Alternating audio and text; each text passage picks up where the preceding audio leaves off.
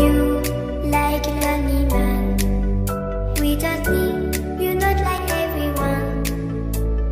That's he's why I choose you.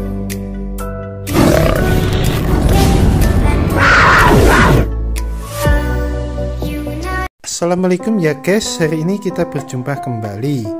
Sebelum mengawali semuanya, saya doakan terlebih dahulu untuk semua sobat-sobat dan para hadirin di seluruh Indonesia dan di negara manapun di dunia ini.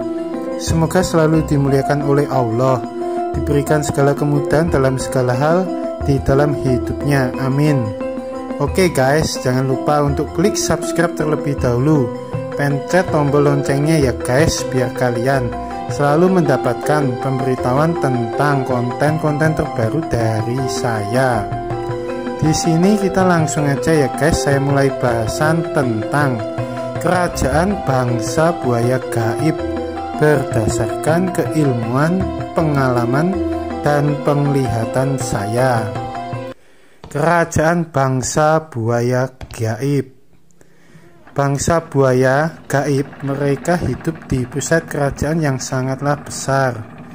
Kerajaan buaya mereka memiliki raja dan ratu buaya yang terbesar tubuhnya, terganas, dan kesaktiannya paling terkuat di antara kawanan mereka para bangsa buaya itu sendiri. Dan juga kerajaan besar buaya ini memiliki kerajaan-kerajaan kecil bangsa buaya yang tersebar di mana-mana, yang juga tunduk kepada kerajaan buaya yang paling terbesar di alam gaib.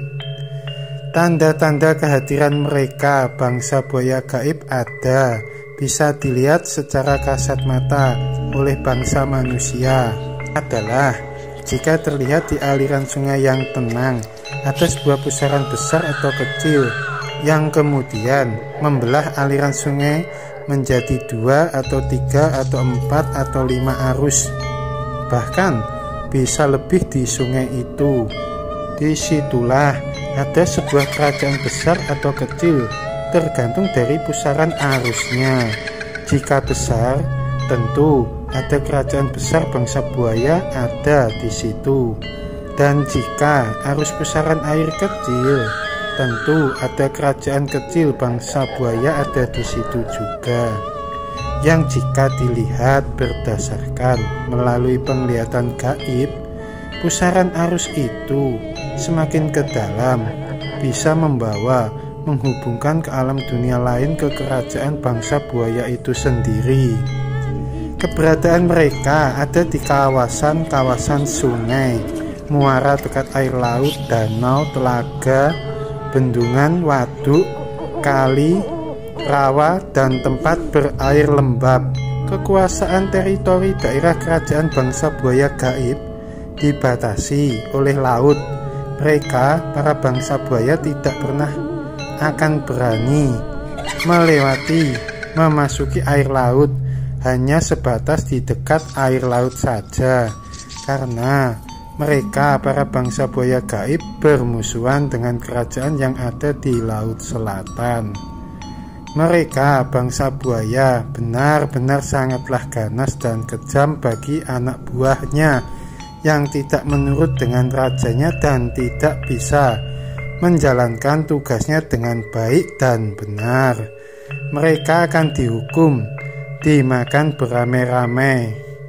Biasanya tugas-tugas itu buat melayani manusia-manusia yang salah jalan dengan melakukan pesugihan buaya yang juga dijalani oleh oknum manusia yang buta hatinya, ingin hidup kaya mendadak secara instan dan tidak pernah berpikir efek resikonya mereka akan menjadi budak-budak para bangsa buaya di alam kerajaannya hingga kiamat, disiksa selamanya. Tanda kehadiran atau kemunculan hewan gaib bangsa buaya biasanya akan memberikan tanda-tanda tertentu. Biasanya seperti akan datang bencana yang akan meminta korban dari bangsa manusia. Biasanya para bangsa buaya gaib akan muncul, bisa 1 ekor, 2 ekor, Bahkan nampak buaya raksasa dari raja atau ratu dari para bangsa buaya itu sendiri.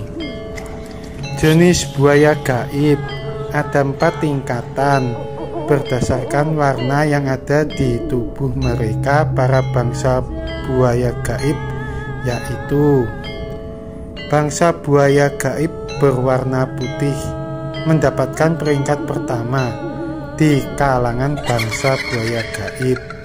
Mereka adalah kalangan para bangsawan, biasanya terdiri dari raja, ratu, pangeran, putri, dan keturunannya. Tentu di sini derajat dan kekuasaan mereka lebih tinggi dibandingkan buaya yang berwarna kuning, hitam, dan hijau. Tentunya kekuatan dan pengasihan yang dimiliki buaya gaib berwarna putih juga paling terdahsyat, terkuat di antara para buaya-buaya lainnya. Bangsa buaya putih gaib mereka sangat tegas, otoriter, dan sangat kejam dalam memimpin di wilayah teritori kekuasaan yang mereka dapatkan. Bangsa buaya gaib berwarna kuning mendapatkan peringkat kedua di kerajaan bangsa buaya. Mereka buaya-buaya kuning gaib baik yang berkelamin laki dan perempuan adalah kalangan abdi dalam dayang, pelayan pembantu istana kerajaan yang melayani semua segala kebutuhan dari para kalangan bangsawan bangsa buaya putih gaib. Untuk kekuatan buaya kuning di sini lumayan kuat, tapi tidak terlalu besar kuat seperti halnya bangsa buaya putih gaib. Keunikan mereka para bangsa buaya kuning lebih memiliki kekuatan khusus di ranah pengasihan yang sangatlah besar yang ada dalam diri mereka dalam menaklukkan musuh-musuh mereka. Bahkan setara kekuatan pengasihannya dengan para buaya putih gaib. Bangsa buaya gaib berwarna hitam mendapatkan peringkat ketiga di kerajaan bangsa buaya gaib.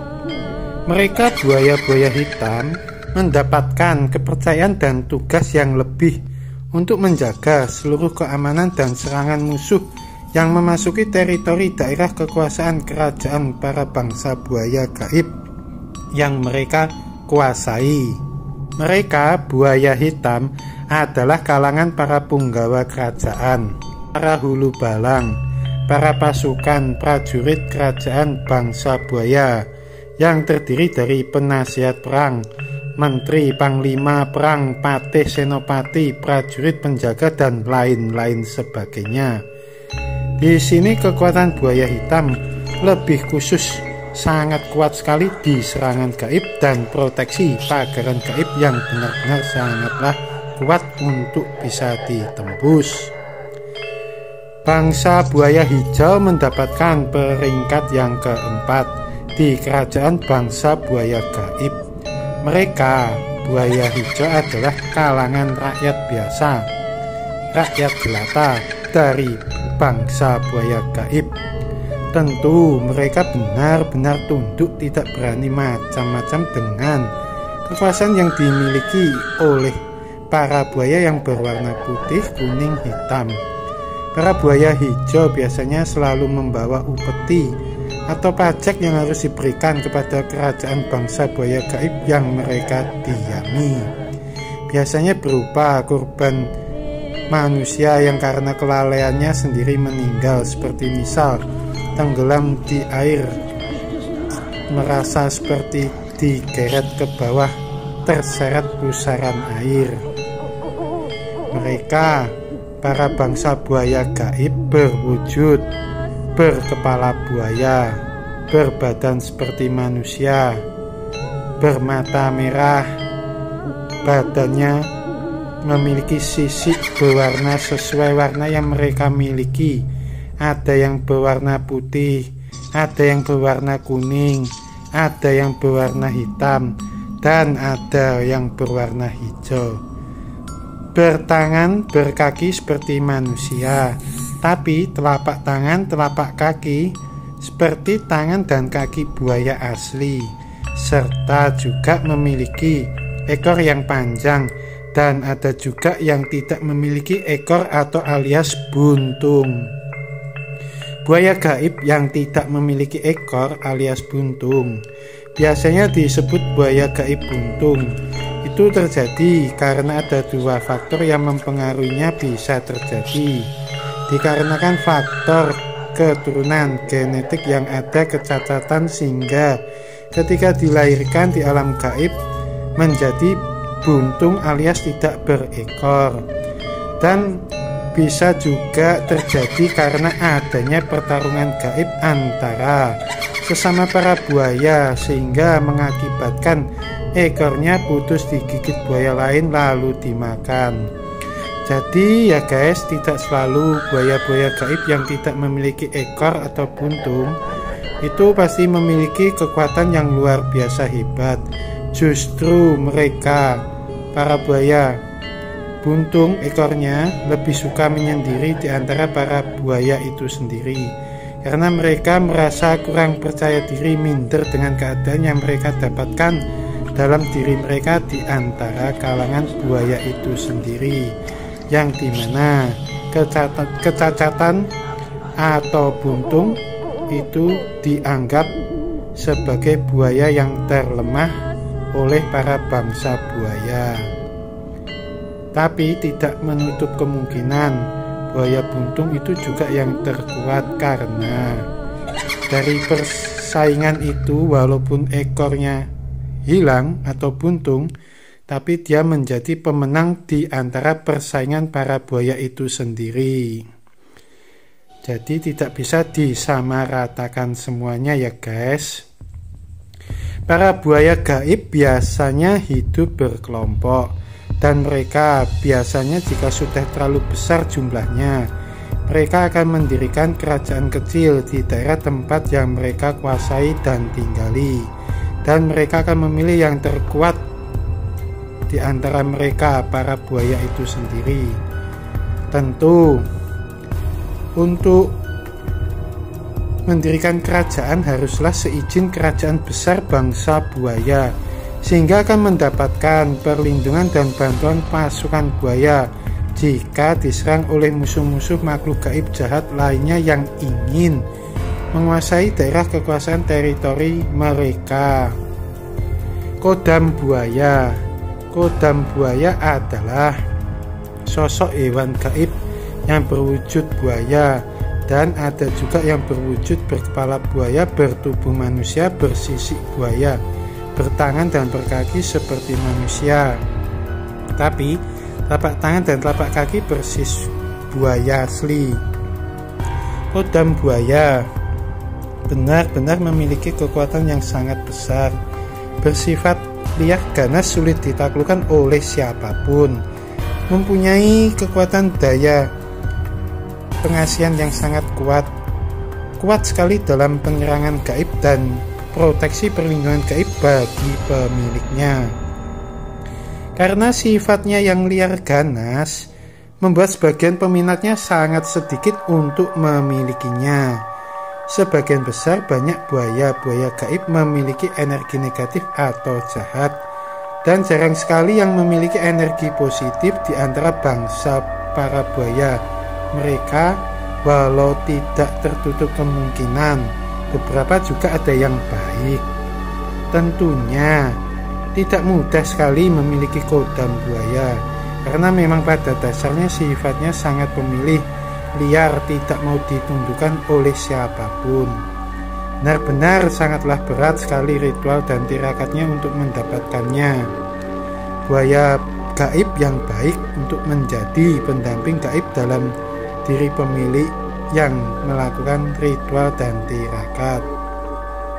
Sudah banyak yang gagal, bahkan malah yang didapatkan justru banyak yang terperosok mendapatkan para buaya gaib yang jahat, yang arahnya nantinya malah lebih menuju ke pesugihan buaya gaib yang ingin kaya mendadak secara instan, yang tentunya nantinya akan meminta tumbal dari anggota keluarga mereka satu persatu, yang akhirnya nantinya semua malah menjadi sekutu budak mereka, para bangsa buaya gaib jahat setelah meninggal.